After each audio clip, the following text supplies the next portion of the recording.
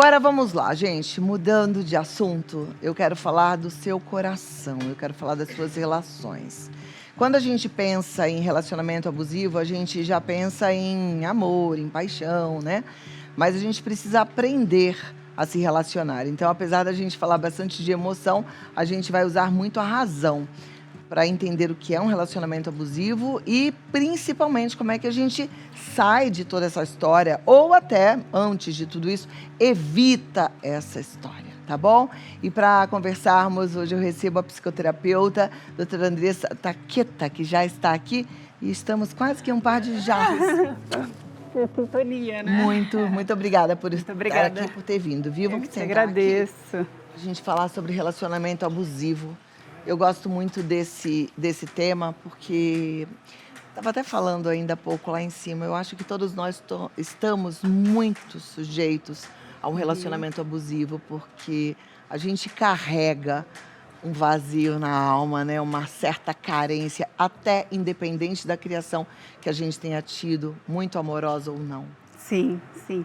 Além disso, né, esse vazio muitas vezes é depositado em outra pessoa e essa pessoa acaba aproveitando disso para exercer os abusos, o controle.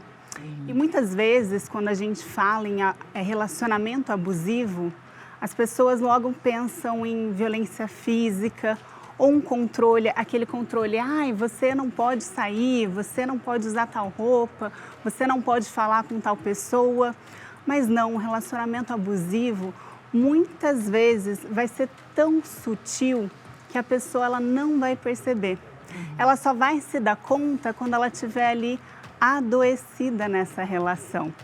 Porque as manipulações muitas vezes são muito sutis, né? Por isso que é tão importante a gente cuidar do nosso coração, a gente ter conhecimento, né? Você falou do conhecimento, o conhecimento liberta. E enxergar que aquele sofrimento não é normal, não é o que Deus tem pra gente, é muito importante. A gente veio para ter uma vida e uma vida em abundância. Então, se existe sofrimento no relacionamento, não é normal. A gente não pode normalizar isso, né? Maravilha. Eu acho que a gente precisa muito falar sobre esse assunto e eu já estava pensando assim, enquanto você estava falando, que a gente também não pode muito demonizar. Claro que existem abusadores patológicos que fazem com consciência, porque gostam de ver o outro sofrendo, mas eu acho que a gente não pode generalizar e demonizar muito um abusador, porque muitas vezes é só aquela pessoa que também, no meio da carência, no meio da angústia, não consegue olhar para os seus próprios problemas e acha que controlando, comandando, dominando o outro, ele é mais feliz, né? Atrás de um abusador também tem uma pessoa muito sofrida, normalmente. Sim, né? aliás, o que desenvolve essa característica são traumas, experiências de abuso, de negligência, que essa pessoa passou na infância e aí ela desenvolveu esse mecanismo para dominar o outro, que assim ela não enxerga a insegurança dela. Eu estou falando isso porque para as mulheres que amam muito e estão, por exemplo, dentro de um relacionamento que está tóxico, não porque uma pessoa é tóxica, mas eu acho que ambos estão adoecidos, é difícil olhar para quem a gente ama, como muitas vezes a gente ouve num podcast ou uma psicóloga falando, né? Ah, e o abusador, ele é uma pessoa que já olha, já vê a presa fácil, como se ele fosse o lobo mau. E quando a gente ama, a gente não entende, não enxerga que o outro é um lobo mau. A gente vê preciosidade por trás daquela dor que está nos causando. E, de fato, se a gente para pensar, tem preciosidade, né? Você acredita que a gente consiga curar primeiro a nós, entendendo o que é que está deixando a gente tão suscetível a essa dominação, e essa outra pessoa também consegue ser curada através das nossas próprias mudanças? Primeiro, quem se envolve com uma pessoa abusiva, ela já tem essa carência afetiva, como você falou. Então, sim, ela vem, muitas vezes não, mas muitas vezes vem de uma infância onde ela não recebeu o alimento emocional, ou seja, o carinho, o afeto, a proteção, a segurança. E aí ela vai para o relacionamento depositando todas as necessidades emocionais nessa pessoa. E aí ela está suscetível a um relacionamento abusivo, porque essa pessoa vai fazer o que quiser com ela, porque ela não sabe dizer não, ela não sabe se posicionar, ela tem tanto medo de ficar sozinha que ela vai fazer de tudo pelo outro. E muitas vezes, como você disse, a outra pessoa tem comportamentos que a machucam, mas ela vai buscar sempre uma idealização. Ai, um dia essa pessoa vai mudar, um dia nós vamos viver felizes, e aí ela não enxerga o que está acontecendo com ela e ela vai se permitindo ficar naquele ciclo, sendo machucada, abusada, né? Então, existe um relacionamento troca 50% de responsabilidade de uma pessoa, 50% de responsabilidade da outra pessoa. Então, as duas pessoas precisam estar saudáveis. Então, tem a responsabilidade da vítima, que se permite estar nesse relacionamento, e tem a responsabilidade da pessoa abusiva. Perfeito. Por isso que eu te perguntei. Então, você acha que se a gente for trabalhando as nossas necessidades de aprovação, os nossos sonhos, a nossa idolatria, porque idolatria às vezes é colocar mesmo assim um casamento no lugar do que deveria ser colocado, que é Deus, porque aí quando a gente coloca Deus no lugar dele, a gente consegue entender que a gente é amado, criado à imagem e semelhança dele, né? Aí a gente se valoriza, mas às vezes a gente valoriza tanto esse ideal, que é o casamento, que é a família, que é o amor, que a gente não consegue cuidar e curar, né, a gente mesmo. Isso é colocado acima. Então, ela coloca o relacionamento acima da própria saúde. O relacionamento, a família, acima da vida dela. Por isso, ela se coloca nessa situação de estar realmente sofrendo risco de vida, adoecendo, tendo doenças não só emocionais, ansiedade, angústia, mas doenças físicas também. Porque é um ambiente tão caótico, tão estressante, que o cérebro dessa pessoa está sempre liberando cortisol, o hormônio do estresse, adrenalina, o hormônio da tensão. Ela está sempre pisando em ovos, porque a qualquer momento essa pessoa vai explodir, vai humilhá-la, vai criticá-la. Então ela está ali, com um sistema de alerta ligado o tempo inteiro. Essa quantidade de hormônios do estresse afetam diretamente nosso sistema imunológico, a nossa memória, a nossa cognição, o nosso córtex pré-frontal, que é responsável por tomada de decisão, por análise e julgamento. Então, essa pessoa ela vai, de fato, perdendo a vida, porque ela não consegue se concentrar, ela não consegue se dedicar ao trabalho, ela não tem mais prazer na vida, não tem mais vitalidade, não tem mais alegria para viver. E como você disse, nós somos imagem e semelhança do Criador. Então, nós carregamos a própria vida de Deus dentro de nós e a gente não olha para isso. A gente está maltratando o nosso tempo, que é do Espírito Santo, né? Se a gente olha para a gente, se a gente trata a gente fazendo terapia, tentando entender onde é que está essa maravilha dentro da gente mesmo, a gente consegue mudar a relação, por mais abusiva que ela seja? A gente não muda a outra pessoa. A gente muda quem nós somos e conseguimos, a partir do nosso comportamento, influenciar o comportamento da outra pessoa. Você já viu histórias de sucesso nesse sentido? Dificilmente, porque a pessoa abusiva, muitas vezes, ela tem uma necessidade de controle tão grande. E aí a gente está falando de pessoas abusivas. Quando entra no transtorno de personalidade narcisista, é muito pior, porque essa pessoa ela não quer mudar, ela se sente superior. E ela, por esse senso de superioridade, ela acha que é melhor que todas as pessoas, ela não consegue se responsabilizar pelas próprias atitudes. E ela é uma pessoa que não tem empatia. Então, como uma pessoa que não tem empatia, não se importa com o sofrimento da outra pessoa, ela vai mudar. Ela não tem interesse em mudar. Por isso que a gente tem que separar muito uma crise em um relacionamento tóxico, um relacionamento que pode ser alinhado, que as duas pessoas vão buscar melhorar para reconstruir essa relação, restaurar essa relação, de um relacionamento abusivo com uma pessoa narcisista que tem um transtorno que é patológico, que é diferente. Hoje em dia, como se fala muito de narcisistas, muitas pessoas, qualquer tipo de movimento, é narcisista, é narcisista. Mas às vezes é só uma pessoa imatura emocionalmente, é só uma pessoa com dores, ferida que está ferindo outra pessoa. Por isso a gente tem que entender, e o conhecimento liberta, né? Por isso que a gente tem que entender quem é a pessoa narcisista. E uma das características é essa, é a falta de empatia. Como é que eu mudo se eu não tenho um arrependimento genuíno?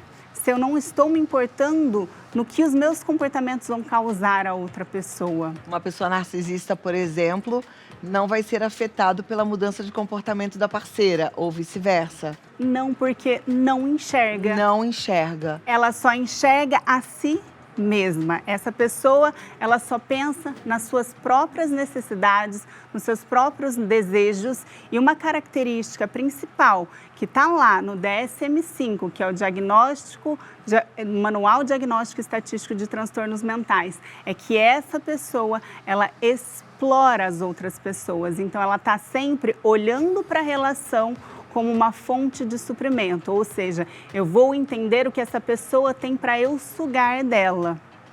Por isso que o relacionamento com o narcisista existe um ciclo de abuso.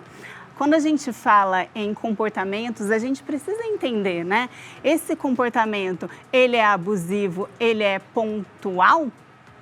Ou ele é um comportamento persistente, onde a pessoa manipula, onde a pessoa não tem empatia? Porque deve ser uma linha muito tênue entre uma pessoa patologicamente narcisista e uma pessoa machucada, ferida e com você falou, uma imaturidade emocional em relação ao outro, né, ao seu parceiro.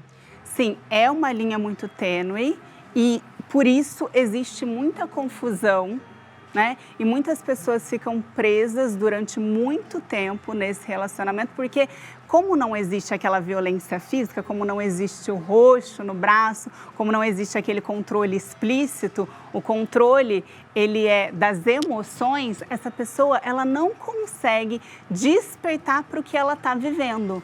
O meu receio, hoje em dia, de tanto que as pessoas falam de relacionamento abusivo, é até o contrário, mais do que eu fico imaginando que, como é uma patologia, não existam tantas pessoas com esse transtorno abusivo como a gente está imaginando. Porque hoje, com tanta informação, a gente abre uma coisa no Instagram, no TikTok, e vê e fala, nossa, fulano de tal é abusivo, esse aqui tem transtorno narcisista. Mas não sei se a gente tem uma pesquisa, um percentual que mostra quantos da população, qual é a porcentagem de, patologicamente falando, pessoas doentes com transtorno narcisista. O DSM-5, ele estima-se que 6,2% da população tenha o transtorno de personalidade narcisista. Então, em 100, 6 tem.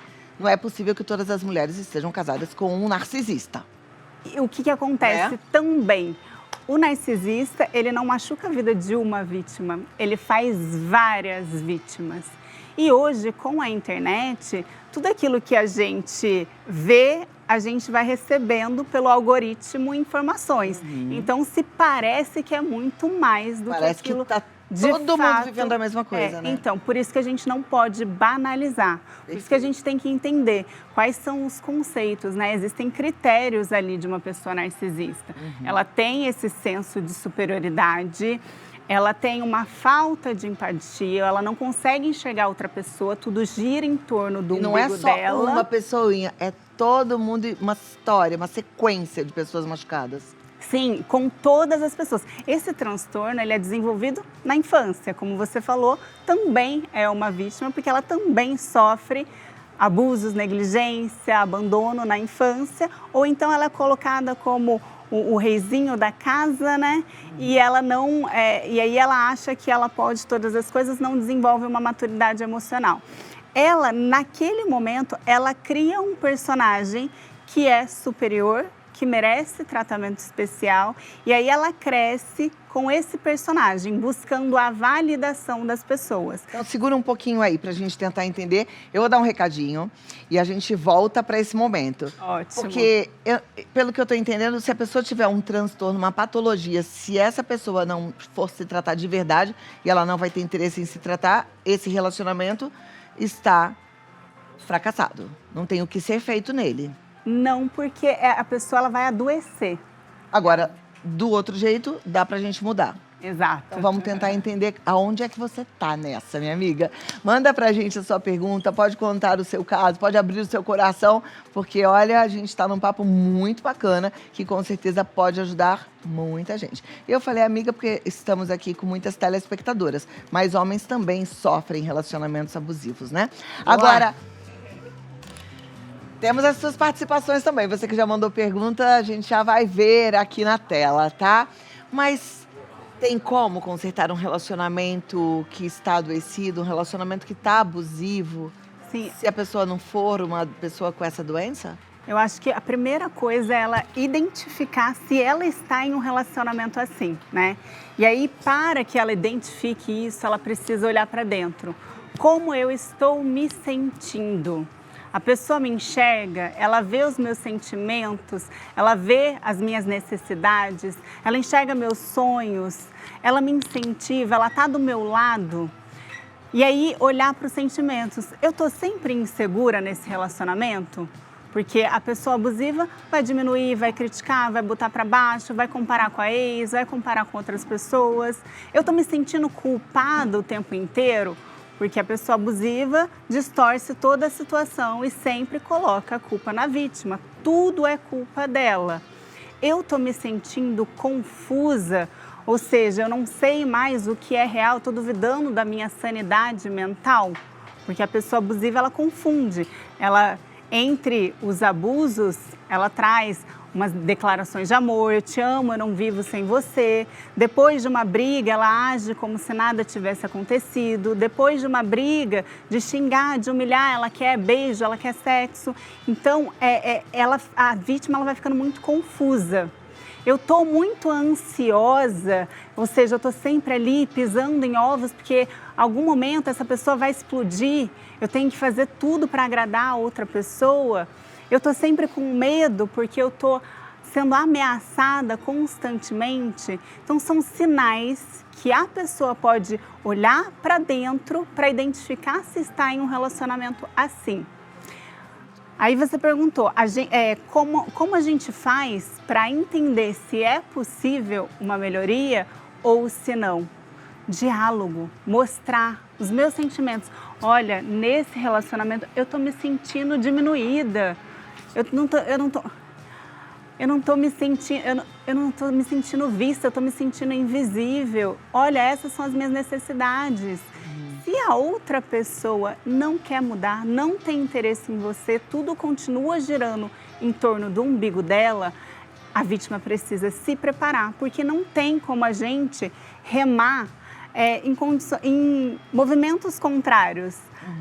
O relacionamento é um barco que está indo para um destino. Os dois têm que remar para o mesmo lado. E aí, muitas vezes, a vítima está remando para um lado, a pessoa abusiva está remando para o outro. Agora, vocês ouviram bem o que a Andressa falou e como ela falou, né? Falou dela. Você tem que saber e aprender a falar. E é da gente, não é do outro. Não é acusando, porque senão a gente cria aquele muro que eu sempre falo para vocês. Uma barreira. Então, fala de você, do seu sentimento. A Esterlina está perguntando se ela pode estar sendo causadora de abusos sem estar percebendo isso. Pode ser um comportamento meu, mas inconsciente? Sim, muitas vezes a gente tem separando, né, a pessoa abusiva que faz isso de forma muitas vezes intencional, manipulando a outra pessoa para a pessoa ficar se sentindo insegura, confusa e culpada para então dominar, do comportamento abusivo. Então, muitas vezes, uma pessoa cheia de dor, que tem muito medo do abandono, o que ela vai fazer? Muitas vezes ela vai ser possessiva, vai ser controladora. É um comportamento abusivo, inconsciente, não intencional. Mas aí a hora que alguém vem falar, como você falou, por exemplo, olha, Esterlina, eu não estou me sentindo visto, eu não estou me sentindo desrespeitado, eu estou me sentindo abandonado. Aí ela vai falar, opa, não é isso, então eu quero melhorar, né? Eu quero que o nosso relacionamento funcione, eu vou buscar ajuda para melhorar, porque esse relacionamento é importante para mim. Só o questionamento dela já disse que ela não, né, ela não tem esse transtorno. Não, né? porque mas pode estar sendo abusiva. Até porque, assim, a pessoa que tem um transtorno de personalidade narcisista, dificilmente ela busca ajuda. Quando ela busca ajuda? Quando ela perde tudo que ela tem. E aí ela busca ajuda não porque ela quer mudar, não porque ela quer ser uma pessoa melhor para o parceiro, para a parceira ou para as outras relações, mas porque ela quer ter de volta aquilo que ela perdeu. A Evelyn Santos diz, me divorciei há 2 anos. Hoje namoro um rapaz bem mais novo, mas sinto que ele é carinhoso comigo só quando quer alguma coisa, principalmente ajuda financeira. Será que estou vivendo um relacionamento tóxico? O que é um relacionamento tóxico? Tóxico é todo aquele relacionamento que te machuca, que te adoece. Então, o abusivo tem a violência, tem o controle.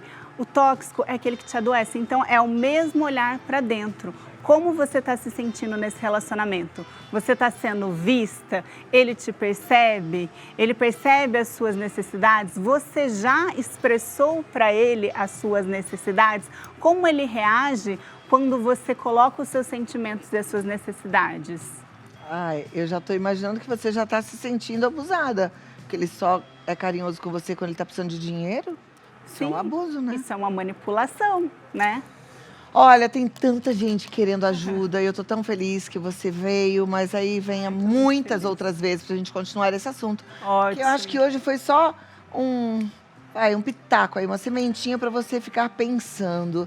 Pensa em você, faz um inventário das suas emoções, do que é que você está vivendo.